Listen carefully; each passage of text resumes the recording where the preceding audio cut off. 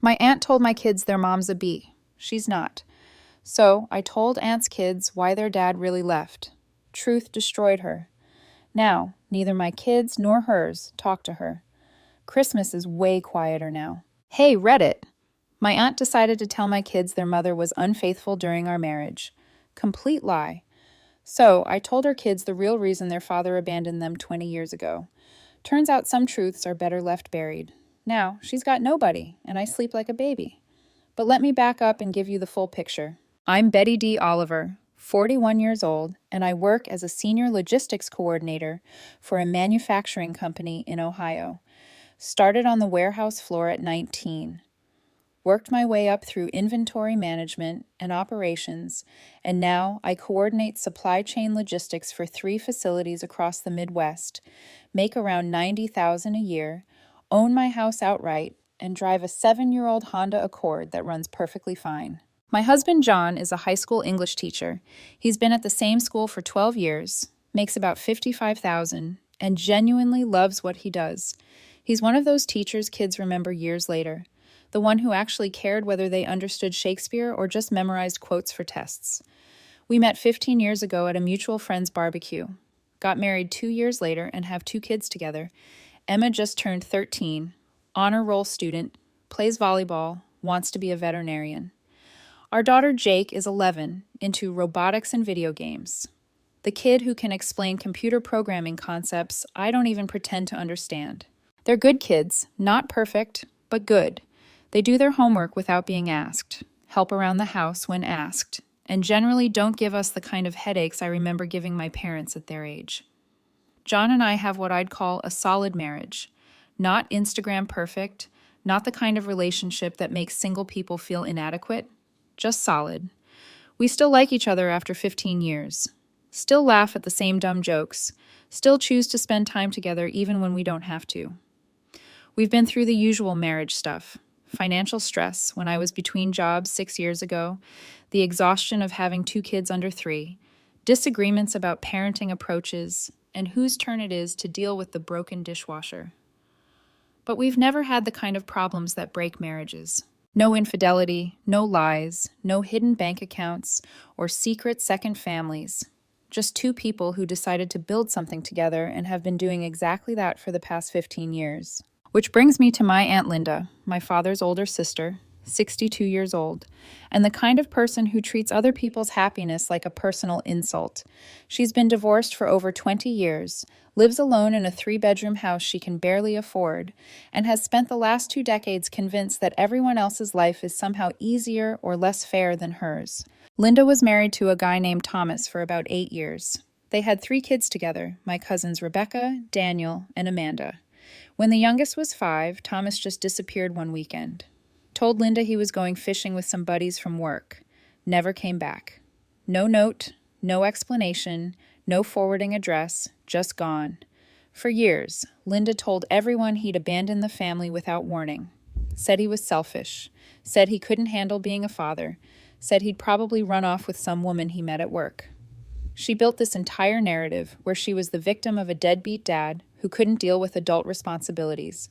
Got a lot of sympathy from family members, a lot of help with the kids, a lot of understanding when money was tight. The thing is, I always suspected there was more to that story.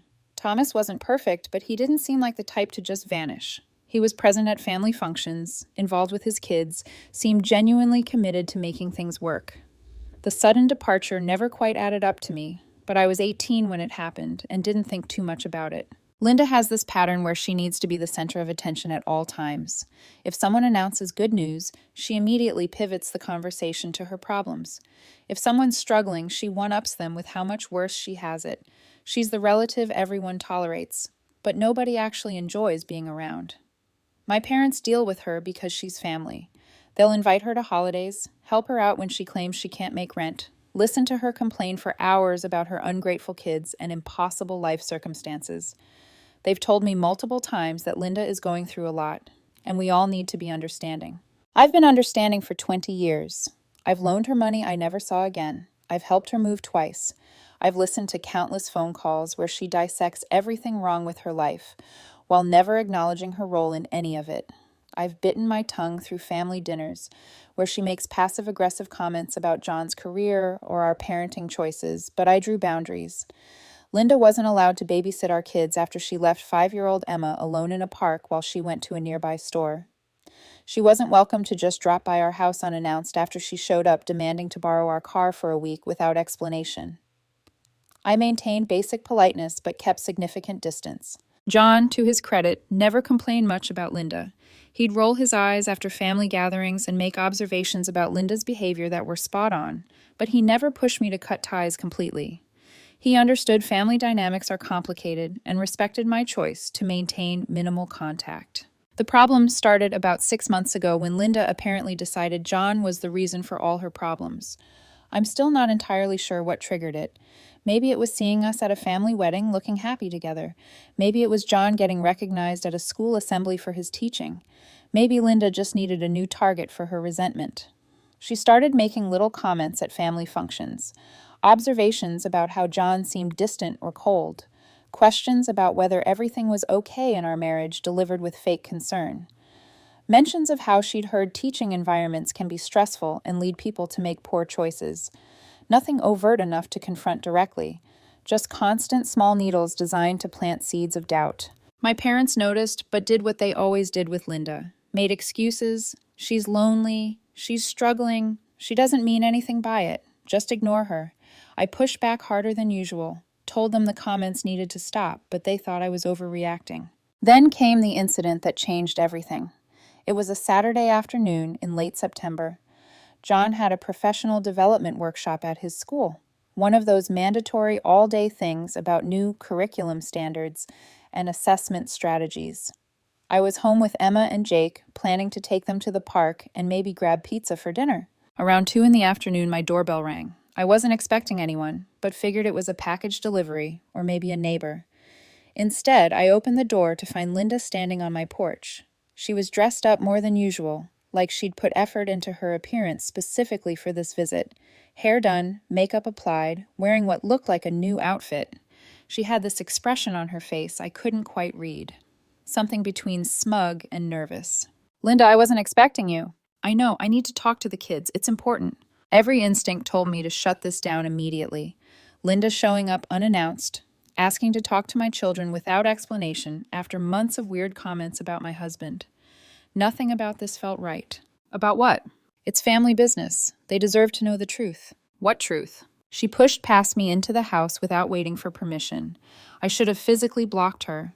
Should have told her to leave immediately, but I was so surprised by the audacity that I hesitated for just a moment too long. Linda walked straight into the living room where Emma and Jake were watching something on television. I followed, already pulling out my phone. "Emma, Jake, we need to have a serious conversation," Linda announced in this theatrical voice. My kids looked at her, then at me, confused. They barely knew Linda beyond seeing her at occasional family gatherings. She wasn't someone who called them on birthdays or sent Christmas gifts. She was just the aunt who Mom said hi to at Grandma and Grandpa's house. "Whatever you're about to say, don't," I warned, moving between Linda and the kids. She stepped around me, addressing them directly. "Your mother doesn't want me to tell you this, but you deserve to know the truth about your mother." My blood turned to ice. Emma's eyes went wide. Jake looked terrified. "Linda, get out of my house right now." She ignored me completely. "Your mother has been unfaithful to your father. She's been seeing other men behind his back. I have proof, and I think you deserve to know what kind of person she really is." The words hung in the air like poison. Emma started crying immediately. Jake's face went pale, her expression shifting from confusion to horror to something that looked like her whole world was collapsing. I grabbed Linda's arm and physically dragged her toward the door. She resisted, still talking, still spewing her lies. "I'm trying to protect these children. They deserve to know their mother is—" I got her out the front door and slammed it shut behind her. My hands were shaking. I could hear Emma sobbing in the living room.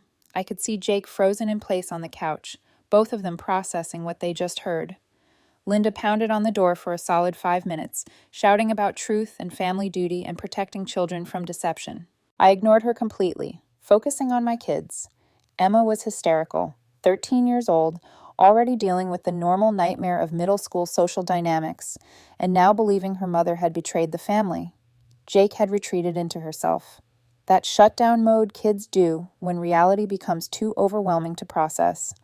I sat them both down and told them clearly and directly that what Linda had said was completely false. Their mother had never been unfaithful. There were no other men. Linda was lying. I explained it as calmly as possible, but they were too upset to fully absorb it. Why would she say that if it's not true? Emma demanded through tears. Because she's unhappy with her own life and wants other people to be miserable too. But she said she had proof. She doesn't, because there is no proof, because it didn't happen. When John got home 3 hours later, both kids were still visibly shaken. Emma ran to her father immediately, hugging him and crying again. Jake hung back, watching John with this guarded expression that broke my heart. John looked at me over Emma's head, eyes full of questions. I mouthed, "Linda," and watched his face shift from confusion to understanding to fury in about 3 seconds.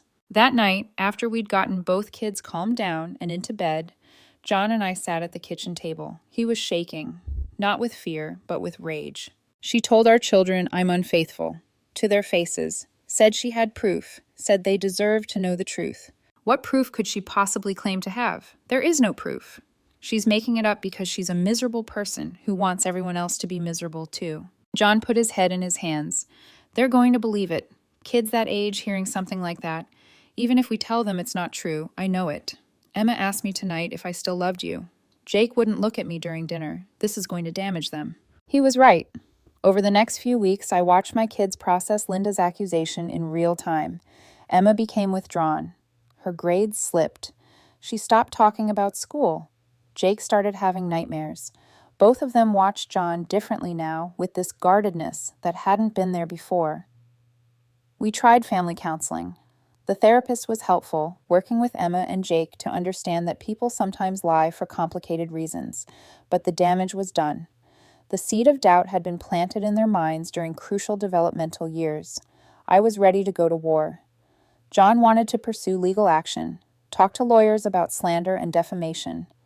My parents, when I told them what happened, were horrified, but still made excuses for Linda. She's been under a lot of stress.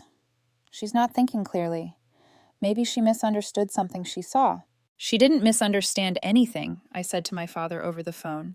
She deliberately told my children their mother is a cheater. She looked them in the eyes and lied to damage my marriage and hurt my kids. I know. Linda crossed a line, but maybe if we all sit down together. No, there's no sitting down together. There's no talking this out. She declared war on my family and I'm going to finish it. Betty, she's family. So are John and Emma and Jake, and I choose them. I spent the next month doing something I should have done years ago. I tracked down Thomas, Linda's ex-husband, the man who allegedly abandoned his family without warning, 20 years earlier. It wasn't particularly hard. Thomas kept his same last name, was living about 2 hours away in a small town outside Cleveland. He'd remarried, had a successful career as an insurance claims adjuster, seemed to have built a stable, quiet life. I called him on a Tuesday evening. He was immediately wary when I identified myself as Linda's niece. I haven't talked to anyone from that family in 20 years, he said carefully. Whatever Linda told you about me. I want to know what really happened, the truth, why you left. Long silence, then, "You sure you want to know? It's not a pretty story." "I'm sure." We agreed to meet at a diner halfway between our towns.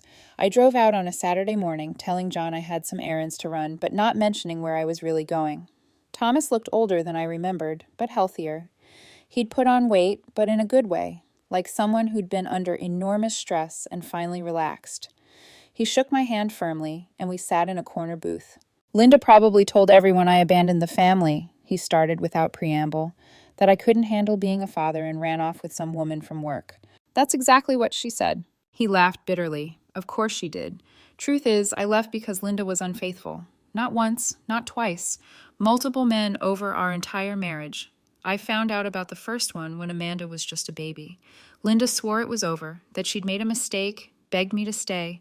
I believed her because I was young and stupid and didn't want my kids growing up in a broken home." He pulled out his phone and showed me photos of old documents he'd apparently kept digitized. Bank statements showing charges at hotels Linda had no business being at. Credit card receipts from restaurants in cities she'd never mentioned visiting. Paper phone bills from the pre-cell phone era showing hours of calls to numbers he didn't recognize. "The final straw came when I found out Rebecca might not be mine," he said. Linda had been seeing a guy from her work around the time Rebecca was conceived. I got a paternity test done secretly. Turned out Rebecca was mine after all. But finding out Linda wasn't even sure whose kid she was carrying, that broke something in me. He took a sip of coffee, staring out the window. I couldn't do it anymore. Couldn't pretend. Couldn't keep being the faithful husband to a woman who'd humiliated me for years. So yeah, I left. I told Linda I was done, that I couldn't be around her anymore, and I walked away. What about the kids? I asked. I tried. God, I tried. I sent child support every month. Never missed a payment. I called. I sent letters. I asked to see them. Linda blocked everything. Told the kids I didn't want them, that I'd started a new family and forgotten about them. After a few years of being shut out, I gave up. Figured they were better off without me than with me fighting Linda and making their lives harder. He showed me more documents, copies of support payments going back years, letters he'd sent that were returned unopened, court documents where he tried to establish visitation rights, but Linda fought him at every turn, claiming he was dangerous and unstable. Why didn't you tell people the truth? I said. Who would believe me? Linda's good at playing the victim. She'd already painted me as the bad guy. If I'd started talking about her affairs, I'd have looked like a vindictive ex trying to destroy his children's mother. So I kept quiet, paid my support, and built a new life. I sat there processing everything. Linda had spent 20 years playing the abandoned single mother, accepting sympathy and help from family, all while hiding the truth that she'd destroyed her own marriage. Why are you telling me this now? I asked. Because you asked, and because I'm tired of her getting away with it. My kids are adults now. Rebecca's 33, Daniel's 31, Amanda's 28. They still think I'm the villain who abandoned them. They won't speak to me, won't respond to messages. Linda's lies cost me my relationship with my children. He leaned forward, eyes intense. If you're asking these questions, it means Linda's done something. She's hurt someone else. And honestly, I hope you burn her world down. She deserves every bit of karma coming her way. I thanked him for his time and drove home with a folder full of documents he'd copied for me. Every piece of evidence proving Linda had been unfaithful throughout her marriage. Every record of Thomas trying to maintain contact with his kids while Linda blocked him. Every proof that the story she'd told for 20 years was a complete fabrication. John found me at the kitchen table that night, documents spread everywhere. What is all this? I told him everything. Thomas's story, the evidence, Linda's decades-long lie. By the time I finished, John was pacing the kitchen. She accused you of exactly what she did. She tried to destroy our family the same way she destroyed hers. That's exactly what she did. What are you going to do with this? I looked at the pile of documents. I'm going to tell the truth. All of it. To everyone who needs to hear it. That's going to explode the family. Good. Let it explode. I'm done protecting people who use family as a shield for terrible behavior. I started with my parents, called them over on a Sunday afternoon, sat them down in our living room, and laid out everything. I showed them the documents, told them Thomas's story, explained in detail how Linda had lied for 20 years. My mother went pale. My father's jaw clenched tighter and tighter as I talked. They'd spent 2 decades helping Linda, believing her story, treating Thomas like the villain. Now they were learning it was all backwards. Why didn't Thomas say anything? Mom asked weakly. He tried. Linda shut him down, played the victim, and everyone believed her because she's family, and he was just the ex-husband. We gave her so much money over the years, Dad said quietly. Every time she claimed she couldn't make rent or feed the kids, we helped. We thought we were supporting a woman abandoned by her husband. You were supporting someone who destroyed her own marriage, then lied about it for sympathy and cash. My mother looked physically sick. What about Rebecca and Daniel and Amanda? Do they know? They think their father abandoned them. They've spent their entire adult lives believing their dad didn't want them, and it's not true. My parents sat in silence, processing. Finally, Dad looked up. What do you want us to do? Tell them. Tell Linda's kids the truth. They deserve to know why their father really left and that he didn't abandon them. That will destroy Linda. Linda tried to destroy my marriage and traumatize my children with lies. She doesn't get protection anymore. 2 days later, my parents called a family meeting, invited Rebecca, Daniel, Amanda, and Linda. I wasn't there, but my father called me afterward and told me what happened. Dad laid out everything methodically, showed Thomas's evidence, explained the timeline, made it clear Linda had been unfaithful throughout her marriage and had lied about the reasons for the divorce. He explained that Thomas had tried to maintain contact, but Linda blocked him, that their father had never abandoned them. Linda's initial reaction was denial, called it all lies, said Thomas had fabricated everything, claimed this was some conspiracy to make her look bad. But the evidence was overwhelming. Decades of documentation don't lie. Rebecca apparently started crying. Daniel got very quiet. Amanda stood up and walked out without saying a word to Linda. Linda tried to follow Amanda, but Daniel blocked her. Dad said he told her not to come near any of them until they decided how to handle this. Rebecca couldn't even look at her mother, just sat there crying while reading through the documents. When my father finished relaying the meeting, the house felt unnaturally still. John came up behind me, set his hands on my shoulders, and squeezed. "What now?" he asked. "Now," I said, looking at the stack of papers still on the table, "we start repairing what she tried to break." Over the next 2 weeks, the fallout continued. Rebecca tracked down Thomas's contact information and called him. I don't know what they talked about, but she later told my parents it was the first real conversation she'd had with her father in 20 years. Daniel and Amanda followed suit. All 3 of Linda's kids started rebuilding relationships with the father they thought had abandoned them, while simultaneously cutting their mother out of their lives completely. Linda tried calling me repeatedly. I never answered. She showed up at my house twice, and I threatened to call the police. She sent messages through other family members trying to explain or justify what she'd done. I ignored all of it. But the most important impact was on Emma and Jake. Once they learned the truth about Linda, that she'd lied about their father because she'd done exactly what she accused me of, something shifted in them. The doubt that had been planted started to fade. They could see the pattern. Linda was someone who lied to hurt people. Emma came to me about a month after everything came out. "I'm sorry I believed Aunt Linda, even for a little bit." "You're a kid," I said. "Adults you're supposed to trust told you something horrible. That's not your fault." "I knew Dad wouldn't cheat," she said quietly. "I knew it. But hearing someone say it out loud made me question everything." That's what people like Linda do. They plant seeds of doubt even when there's no reason for doubt to exist. "Is Aunt Linda going to be at Christmas?" "No, she's not invited to our house anymore. And if other family wants to include her in their gatherings, we probably won't be there." Emma hugged me tight. "Good. I don't want to see her ever again." Jake was processing everything differently, but when I asked him directly how she was doing, she said something that surprised me. "I'm glad you showed everyone what she really was. She tried to break our family, and you made sure everyone knew the truth." My daughter understood justice at 11 years old better than most adults I know. That December, we had the quietest Christmas in family history. Linda wasn't invited to my parents' house. My parents made it clear that any family gathering they hosted would not include her unless and until she took genuine responsibility for decades of lies. Linda's kids all spent Christmas with Thomas and his wife, the first time they'd celebrated with their father in over 20 years. Rebecca posted a photo on social media. Her, Daniel, Amanda, Thomas, and Thomas's wife, all together, smiling. The caption just said, "Finally." Linda spent Christmas alone. I know because my mother, despite everything, still felt guilty enough to call and check on her. Linda apparently spent the day crying and trying to convince Mom that everyone was being unfair to her. "Did she apologize?" I asked when Mom told me about the call. "No. She's still claiming Thomas must have forged documents or that we're all misunderstanding the situation. She won't admit what she did."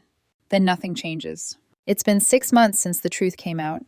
Linda is effectively estranged from the entire family. Her own children have moved on, building relationships with their father and moving forward with their lives without her. My parents maintain minimal contact out of obligation, but have made it clear they won't be helping her financially anymore. Emma's grades are back up. She made the varsity volleyball team as an 8th grader. Jake joined a robotics competition team and has been thriving. Both kids have stopped looking at John with guardedness. Our family has healed from the wound Linda tried to inflict. I ran into Rebecca at a grocery store last month. We talked for a few minutes in the produce section. She thanked me for exposing the truth. Said learning about her father's real story had changed her entire understanding of her childhood. "I wasted so many years angry at the wrong person," she said. "I missed out on having a relationship with my dad because Mom lied. I can't get that time back." "You have time now?" "Yeah, we're actually planning a trip together this summer. Just me and Dad going to spend a week hiking in Colorado. Make up for lost time." She hesitated, then asked, "Does your mom ever talk about my mom?" Sometimes she feels guilty. I think she wants to help but knows Linda needs to face consequences. Rebecca sighed. Mom keeps calling me, leaving voicemails about how everyone abandoned her and she's all alone. Part of me feels bad. Don't, I said. She made her choices. She lied for 20 years. She tried to destroy my marriage to cover her own guilt. She doesn't get sympathy for facing the natural consequences of her actions. Rebecca nodded slowly. You're right. I just needed to hear someone else say it. The family dynamics have permanently shifted. Gatherings are smaller now, but more genuine. The people who show up actually want to be there. They aren't performing obligation or maintaining fake peace. Linda's absence has created space for honesty. My cousin Daniel told me at Easter that the family feels lighter without her constant drama. I didn't realize how much energy she sucked from every gathering until she wasn't there anymore. We can actually enjoy being together now. Linda made one last attempt to crash a family barbecue my parents hosted in May. She just showed up, walked into their backyard like nothing had happened, tried to join conversations. My father quietly but firmly escorted her back to her car and told her she needed to leave. She tried arguing, tried crying, tried claiming we were all being cruel. Dad just repeated, "You need to leave. You're not welcome here." I watched from the porch, felt nothing. No anger, no satisfaction, no guilt, just nothing.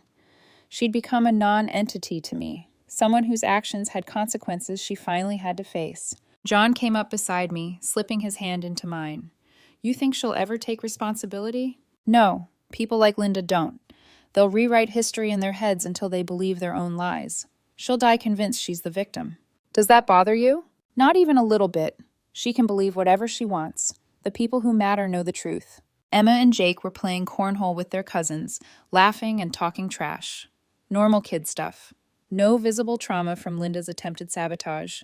They'd moved on. Thomas showed up about an hour into the gathering, the first time he'd been invited to a family event in 2 decades. My parents had extended the invitation through Rebecca, and he'd accepted nervously.